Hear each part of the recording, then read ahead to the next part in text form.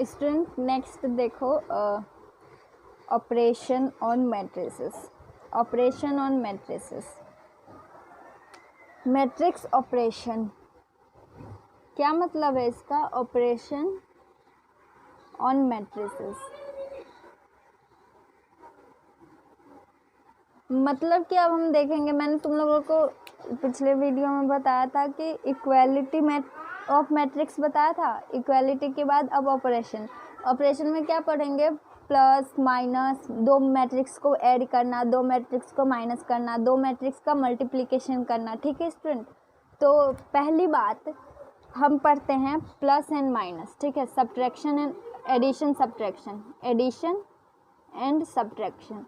तो उसके लिए क्या है, जब भी दो मैट्रिक्स हैं हमारे पास, ठीक है, एक मैट्रिक्स है ए जिसका नाम है ए और एक मैट्रिक्स है जिसका नाम है बी। ठीक है, इसका नाम है बी। इसका अगर ये m क्रॉस n है तो ये भी m क्रॉस n होना चाहिए।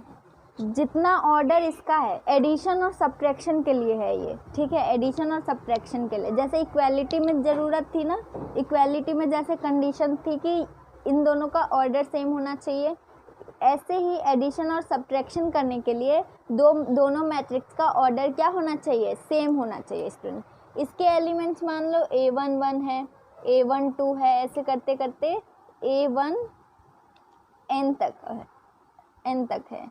ठीक है, इसका है दूसरा a2 1।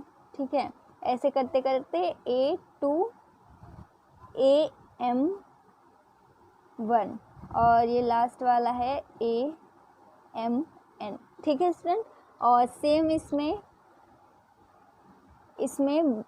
b1 1 है, b1 2 है और ये कहाँ तक जाएगा? b1n तक, फिर ये आएगा bmn तक और ये होगा bm1। ठीक है स्टूडेंट, b21। तो जो स्टूडेंट हम जब सब्ट्रैक्ट और सब्ट्रैक्ट या फिर एडिशन करेंगे, एडिशन या सब्ट्रैक्शन में ये चीज़ें लागू होंगी बस, कि क्या होना चाहिए कि इनका ऑर्डर शुड बी सेम। ठीक है, order should be same, order of A should be equal to order of B. ठीक है, ऑर्डर ऑफ बी, ए और बी का ऑर्डर सेम है। ठीक है, हमारे पास ए और बी का ऑर्डर सेम है। इसका इसका एडिशन a प्लस बी, मान लो अपने पास सी मैट्रिक्स आया, तो सी मैट्रिक्स के एलिमेंट्स कैसे होंगे? a plus B equals to C, तो c इक्वल्स टू होगा, देखो student, a11 will be added by b11, तो इसका फर्स्ट एलिमेंट आएगा a11 प्लस b11। ठीक है, दूसरा एलिमेंट होगा a12 प्लस b12, ऐसे ही करते करते जाएगा a1n तक, a1n प्लस b1n। ठीक है, मतलब करस्पॉन्डिंग एलिमेंट्स क्या हो रहे हैं स्टूडेंट? ऐड हो रहे हैं, am1 प्लस bm1। फिर लास्ट एलिमेंट क्या होगा? amn plus bmn, amn plus bmn। ठीक है स्टूडेंट, ये होगा लास्ट एलिमेंट। तो इस तरीके से होगा एडिशन। प्लस सब्ट्रैक्शन क्या होगा? तो यहाँ पे प्लस है तो यहाँ पे माइनस आ जाएगा, जहाँ जहाँ प्लस है वहाँ वहाँ माइनस आ जाएगा। तो जब दो मैट्रिक्स को ऐड करो या दो मैट्रिक्स को सब्ट्रैक्ट करो, ठीक है स्टूडेंट, प्लस के जगह पे माइनस आ जाएगा, प्लस माइनस। ठीक है, यहाँ पे डाल देते प्लस माइनस, प्लस करो या फिर माइनस करो। ठीक है, तो ये हो गया कि दो मैट्रिक्स का एडिशन एंड सब्ट्रैक्शन। अगर हम a में से b को माइनस करें, ठीक है, एडिशन के टाइम पे तो कुछ भी नहीं है, लेकिन सब्ट्रैक्शन के लिए अगर हम a में से b को माइनस कर रहे हैं तो a के एलिमेंट्स में से ही हम b का माइनस करेंगे, b का एलिमेंट माइनस करेंगे। नहीं तो स्टूडेंट प्लस माइनस का डिफरेंस आ जाता है ना, वो डिफरेंस करने में प्लस माइनस का तो डिफरेंस आ ही जाता है। तो अगर हम b में से a को माइनस कर रहे हैं तो b11 माइनस a11 होगा। ठीक है स्टूडेंट, तो ये हो गया एडिशन एंड सब्ट्रैक्शन। अब स्टूडेंट एडिशन के कुछ प्रॉपर्टीज़ हैं। ठीक है, जैसे अपने पास मैट्रिक्स a है और मैट्रिक्स b है, तो हम हमारे पास जो सी मैट्रिक्स आएगा वो ए प्लस बी होगा। ए प्लस बी करो या बी प्लस ए करो, कोई फ़र्क नहीं पड़ता है, ठीक है, दोनों सेम होंगे, ठीक है। A plus B equals to B plus A, ठीक है। दूसरी चीज़ क्या होगी, ये तो पहला चीज़ है। दूसरी चीज़ क्या है कि अगर 3 मैट्रिक्स है ए बी एंड सी, तो अगर हम ए प्लस बी करते हैं, पहले हमने ए और बी को ऐड कर लिया, ठीक है, मैट्रिक्स को, बाद में फिर सी मैट्रिक्स को ऐड किया, तो ये इक्वल होगा अगर हम पहले बी और सी को ऐड करते हैं और बाद में ए को ऐड करते हैं। मतलब कि कैसे भी एडिशन में हम कैसे भी परफॉर्म कर सकते हैं एडिशन, ठीक है, ये एडिशन की प्रॉपर्टीज है, एडिशन हम कैसे भी परफॉर्म कर सकते हैं, ठीक है। और दूसरी चीज़ स्टूडेंट, नेक्स्ट अपने को पढ़ना है मल्टीप्लिकेशन। तो मल्टीप्लिकेशन में पहले अगर हम किसी मैट्रिक्स को कोई कांस्टेंट से मल्टीप्लाई करें तो कैसे मल्टीप्लाई करेंगे। मान लो कि एक मैट्रिक्स ए है, मुझे इसको k टाइम्स ए चाहिए, मतलब k क्या है, k कोई कांस्टेंट है, 1 2 3 1/2 4/3 ऐसे करके कोई भी कांस्टेंट है, ठीक है। तो मल्टीप्लिकेशन या डिवीज़न मैट्रिक्स में कैसे होता है, किसी कांस्टेंट का, ठीक है, ये कांस्टेंट वैल्यू है, तो किसी कांस्टेंट को मल्टीप्लाई करना है, ये माइनस भी हो सकता है, -1 -2, ठीक है, कांस्टेंट तो कुछ भी हो सकता है, तो इसको मैट्रिक्स के अंदर मल्टीप्लाई करना है। तो जैसे कि हमारे पास मैट्रिक्स है A11 A12, ठीक है, ऐसे करके A1n तक जा रहा है और इधर AM1 से लेकर के AMn तक, ठीक है, ये है हमारे पास मैट्रिक्स। और इसमें हमने k को मल्टीप्लाई कर दिया, ठीक है, k को मल्टीप्लाई कर दिया, k टाइम्स a। तो जब हम किसी कांस्टेंट को मल्टीप्लाई या डिवाइड करते हैं तो ये जो k है वो हर एक एलिमेंट से जाकर के मल्टीप्लाई और डिवाइड हो जाएगा, ठीक है, मल्टीप्लाई करो या डिवाइड करो, ये k जो है हर एक के साथ मल्टीप्लाई हो जाएगा, हर एक एलिमेंट के साथ। तो पहला एलिमेंट क्या हो जाएगा, KA11 KA12 ऐसे करते करते KA1n, ठीक है, यहाँ पे आ जाएगा k टाइम्स KAM1, ठीक है, और ये आ जाएगा KAMN, ठीक है स्टूडेंट, ये हो गया अपने पास। जब हमने ये क्या आया k टाइम्स a, जो k का मल्टीप्लाई किया तो वो हर एक एलिमेंट से जाकर के मल्टीप्लाई हो जाएगा। और ऐसे ही अगर हम k का डिवाइड करते, k को डिवाइड करते तो A11 अपॉन में k, A12 अपॉन में k, A13 अपॉन में k, ठीक है, तो ये ऐसे हो जाता। तो किसी कांस्टेंट को मल्टीप्लाई करेंगे तो वो ईच एंड एवरी एलिमेंट से जाकर के क्या हो जाएगा, मल्टीप्लाई हो जाएगा। नेक्स्ट स्टूडेंट, नेक्स्ट चीज़ अपने को पढ़नी है दो मैट्रिक्स का मल्टीप्लिकेशन, ठीक है, दो मैट्रिक्स को मल्टीप्लाई करना सीखेंगे अब हम। उससे पहले देख लेते हैं कुछ छूट तो नहीं गया है।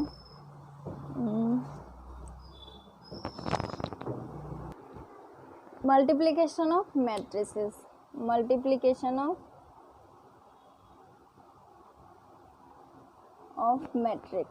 मैट्रिसेस। स्टूडेंट अपने पास दो मैट्रिक्स है ए एंड बी, अपने को चाहिए ए इंटू बी, ए बी चाहिए, ए बी का क्या मतलब है, ए इंटू बी, ठीक है, ए बी चाहिए। तो मल्टीप्लिकेशन हम कैसे करेंगे स्टूडेंट, अपने पास एक मैट्रिक्स मान लो A11 A12 से लेकर के A1m तक n तक, और ऐसे करके नीचे AM1 एंड AMn, ये m क्रॉस n का मैट्रिक्स है, ठीक है स्टूडेंट। तो जो अपने पास दूसरा मैट्रिक्स होगा B मैट्रिक्स, क्या वो m क्रॉस n का ही चाहिए हम अपने को, मतलब क्या वो m क्रॉस n का ही चाहिए, नहीं स्टूडेंट। मल्टीप्लिकेशन के लिए ऐसा कोई रूल नहीं है कि ये मैट्रिक्स के ऑर्डर सेम होने चाहिए। मल्टीप्लिकेशन के लिए एक दूसरा रूल है। दूसरा रूल क्या, कि पहला मैट्रिक्स का जो भी कॉलम होगा, कितने कॉलम है इसमें, n कॉलम है, तो दूसरे मैट्रिक्स में n रोज होने चाहिए स्टूडेंट। मतलब पहला मैट्रिक्स में जितने नंबर ऑफ रोज होंगे दूसरे मैट्रिक्स में उतने नंबर ऑफ कॉलम्स होने चाहिए। मतलब number of rows in first matrix should be equal to ये लिख लो student, should be equal to number of columns in second matrix. और फर्स्ट और सेकेंड कौन है? फर्स्ट मैट्रिक्स और सेकेंड मैट्रिक्स कौन है? जो पहले लिखा है वो फर्स्ट मैट्रिक्स है और जो बाद में लिखा है वो सेकेंड मैट्रिक्स है। ए पहला मैट्रिक्स और बी दूसरा मैट्रिक्स। मतलब कि ए में अगर m क्रॉस n है तो b में क्या होना चाहिए? n क्रॉस p कुछ भी हो सकता है स्टूडेंट, ठीक है। लेकिन अगर हमने ये a माना है, ठीक है, तो अपने पास जो b मैट्रिक्स होना चाहिए, पहला कंडीशन क्या है कि जितने नंबर ऑफ रोज होंगे जितने नंबर ऑफ कॉलम होगा पहला मैट्रिक्स में उतने नंबर ऑफ रोज होना चाहिए दूसरे मैट्रिक्स में। तो ये चला जाएगा A11 से लेकर के AN1 तक, ठीक है स्टूडेंट। और ये यहाँ से यहाँ तक आ गया A1P तक। P मान लेते हैं सेकेंड मैट्रिक्स का क्या है? कॉलम है, P नंबर ऑफ कॉलम्स है, ठीक है। तो ANP ये आ गया अपने पास मैट्रिसेस, ठीक है। तो इसका ऑर्डर m क्रॉस n है तो इसका ऑर्डर हो गया n क्रॉस p, ठीक है सुन। अब जब हम a क्रॉस b करेंगे, मतलब a और b को जब हम मल्टीप्लाई करेंगे तो जो तीसरा मैट्रिक्स अपने पास आएगा, let's say c matrix equals to a into b, तो उसका रो और उसका कॉलम क्या होगा? तो देखो स्टूडेंट, जो इसका रो है m क्रॉस n और इसमें क्या है n क्रॉस p, तो जो अपने पास आएगा a into B, A B आएगा, उसका रो और कॉलम कैसे डिसाइड होगा? तो इसका m cross n first matrix का m क्रॉस n और दूसरे मैट्रिक्स का n cross p, this should be same. बचा क्या? m और p, n और n तो सेम है, इसका रो और इसका कॉलम, इसका कॉलम इसका रो सेम है, इसको हटा दो, ठीक है, इसको हटा दो। और बचा क्या? m क्रॉस p बचा स्टूडेंट। तो इसका जो भी इसका क्या होगा? इसका ऑर्डर क्या हो जाएगा? m cross p। मतलब कि जो मल्टीप्लाई करने के बाद रिजल्टेंट मैट्रिक्स आएगा उसका जो ऑर्डर होगा वो कैसे डिसाइड होगा? पहले मैट्रिक्स का रो और दूसरे मैट्रिक्स का कॉलम, इसका ऑर्डर हो जाएगा। पहले मैट्रिक्स का रो m है, दूसरे मैट्रिक्स का कॉलम p है, तो m क्रॉस p हो जाएगा स्टूडेंट, ठीक है। तो ये कंडीशन है मल्टीप्लिकेशन की, ठीक है। अब मल्टीप्लाई करना कैसे है वो देखना है, ठीक है। तो मैं ये रफ कर देती हूँ और हम देखेंगे कि दो मैट्रिक्स का मल्टीप्लिकेशन कैसे होगा।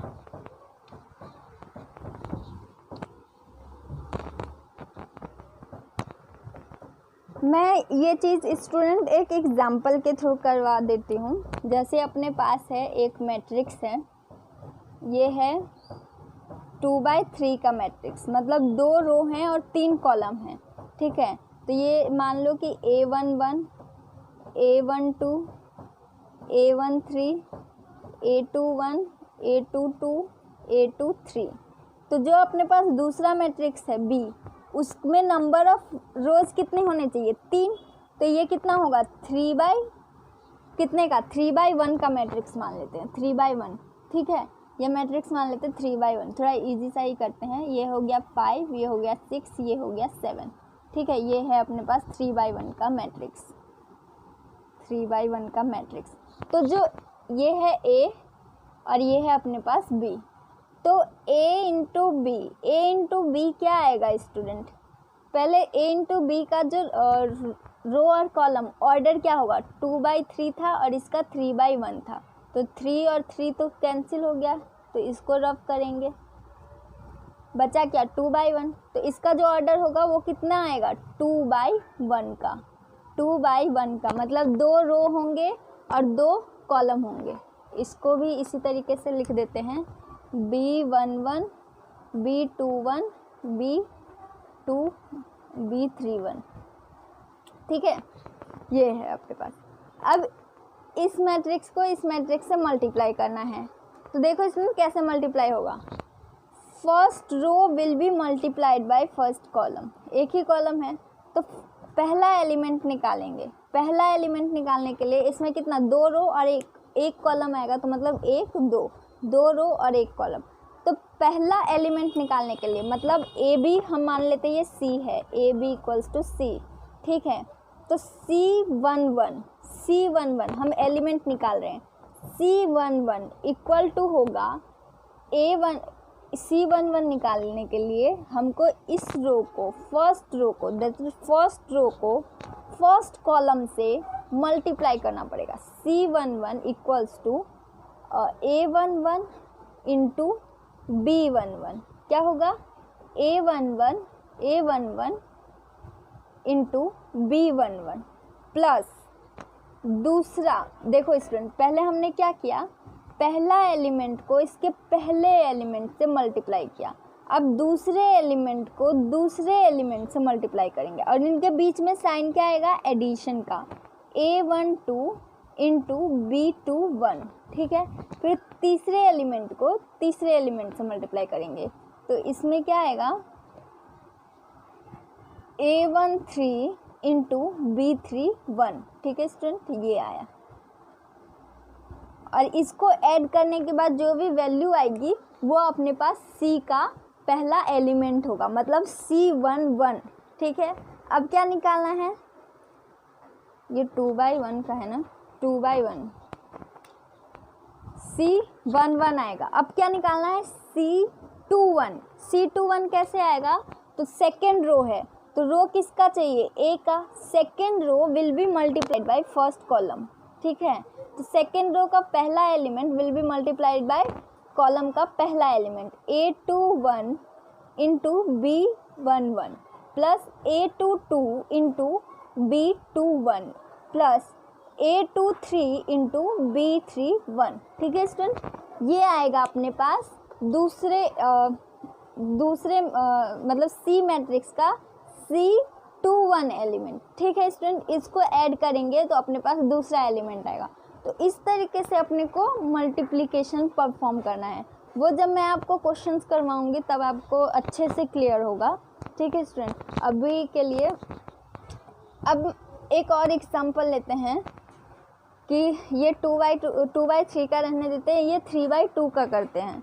3/2 का B11 है, तो इसमें एक और कॉलम ऐड कर देते हैं, B12 B22 B32, ठीक है स्टूडेंट। अब जो अपने पास रिजल्टेंट मैट्रिक्स आएगा AB इक्वल्स टू C आएगा, उसका ऑर्डर क्या होगा, उसका ऑर्डर होगा स्टूडेंट 2/2 का, ठीक है। तो अपने पास C का ऑर्डर होगा 2/2 का, तो मतलब अपने को निकालना है C11 C12 फिर C21 C22, ठीक है स्टूडेंट। 4 एलिमेंट निकालने हैं। तो देखो स्टूडेंट, पहला एलिमेंट C11 का क्या मतलब है, फर्स्ट रो फर्स्ट कॉलम का एलिमेंट। तो फर्स्ट रो हमेशा फर्स्ट मैट्रिक्स डिसाइड करेगा। फर्स्ट रो का मतलब है कि फर्स्ट मैट्रिक्स मतलब कि जो पहला मैट्रिक्स है उसका फर्स्ट रो को मल्टीप्लाई करना है। और किससे मल्टीप्लाई करना है, तो यहाँ पे कॉलम लिखा हुआ है, पहला कॉलम मतलब पहले कॉलम के साथ मल्टीप्लाई करना है। तो अपने पास C11 आएगा। C11 कैसे आएगा, जब हम A11 को मल्टीप्लाई करेंगे B11 से, हमेशा करस्पॉन्डिंग एलिमेंट से ही मल्टीप्लाई करेंगे। A12 को मल्टीप्लाई करेंगे B21 से, A13 को मल्टीप्लाई करेंगे B31 से, ठीक है। तो ये C11 आ गया। अब C12 कैसे आएगा स्टूडेंट, C12 का मतलब है पहला रो और दूसरा कॉलम का एलिमेंट।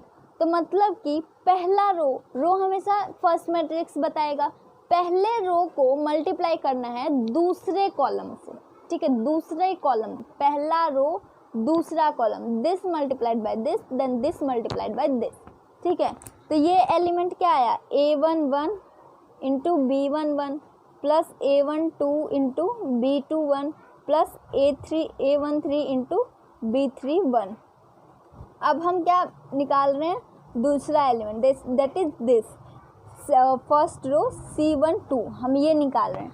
तो मतलब कि फर्स्ट रो और सेकंड कॉलम, तो first row will be multiplied by second column.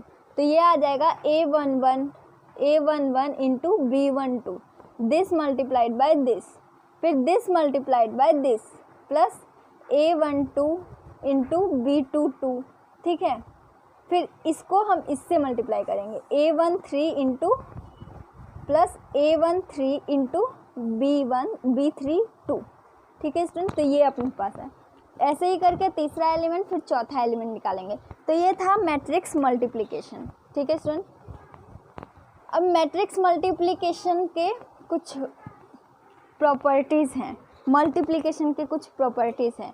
तो जैसे A into B, A B matrix A matrix है और बी मैट्रिक्स है, तो A B will be not equals to B A. क्यों student, A B और B A equal क्यों नहीं होगा? क्योंकि इसके ऑर्डर अलग अलग होंगे। हो सकता है कि ए बी डिफाइन हो और बी ए डिफाइन ही ना हो, है ना। ए बी डिफाइन हो, बी ए डिफाइन ही ना हो, मतलब कि इसका रो, इसका कॉलम और इसका रो इक्वल होना चाहिए। ज़रूरी नहीं कि इसका कॉलम और इसका रो भी इक्वल हो, है ना स्टूडेंट। तो पहली चीज़ कि A B not equals to B A, equal हो भी सकता है किसी किसी केस में, ठीक है, लेकिन generally A B is not equals to B A. हम ऐसे नहीं कर सकते कि ए बी निकालो या बी ए निकालो, दोनों सेम ही होगा, ठीक है स्टूडेंट। तो ये चीज़ बिल्कुल भी नहीं चलेगी। दूसरी चीज़ क्या है कि अगर तीन मैट्रिक्स हैं हमारे पास, तो जैसे एडिशन में होता था ए बी सी, कि किसी को भी मल्टीप्लाई कर लो चलेगा, इसमें ऐसा नहीं चलेगा। जैसे ए है, A times B into C equal to, तो ये होगा student A times B into C equal होगा किसके, ए बी इंटू सी के, ठीक है स्टूडेंट। ये कौन सा लॉ होता है? ये होता है एसोसिएटिव लॉ। दूसरा है स्टूडेंट डिस्ट्रीब्यूटिव लॉ, ठीक है। पहला क्या था कि ए बी जरूरी नहीं है, पहला क्या था, पहला था कि A B not equals to B A, ठीक है। दूसरा है ए को मल्टीप्लाई करो, पहले बी और सी को मल्टीप्लाई कर लो, फिर जो आंसर आएगा उसको ए से मल्टीप्लाई करो, ठीक है। इक्वल होगा पहले ए और बी को मल्टीप्लाई करने के बाद जो आंसर आएगा उसको सी से मल्टीप्लाई करो। इसके लिए क्या चाहिए कि हर एक एलिमेंट, मतलब कि जो मल्टीप्लिकेशन है वो डिफाइंड होना चाहिए, ठीक है, डिस्ट्रीब्यूटिव लॉ। अब तीसरा है स्टूडेंट कि अगर हम मैट्रिक्स ए को मल्टीप्लाई कर रहे हैं बी प्लस सी, ठीक है, बी प्लस सी से, इसका क्या मतलब है? हम इसको ऐसे भी कर सकते हैं, या तो इसको ऐसे करो कि पहले बी और सी को ऐड कर लो और फिर ए से मल्टीप्लाई कर लो, या फिर ऐसे करो कि इसको जैसे कि हम ब्रैकेट सॉल्व करते हैं, ए बी प्लस बी ए सी, जैसे आप लोग उसमें करते हो ना, क्या एलजेब्रा में करते हो ना, एक्स प्लस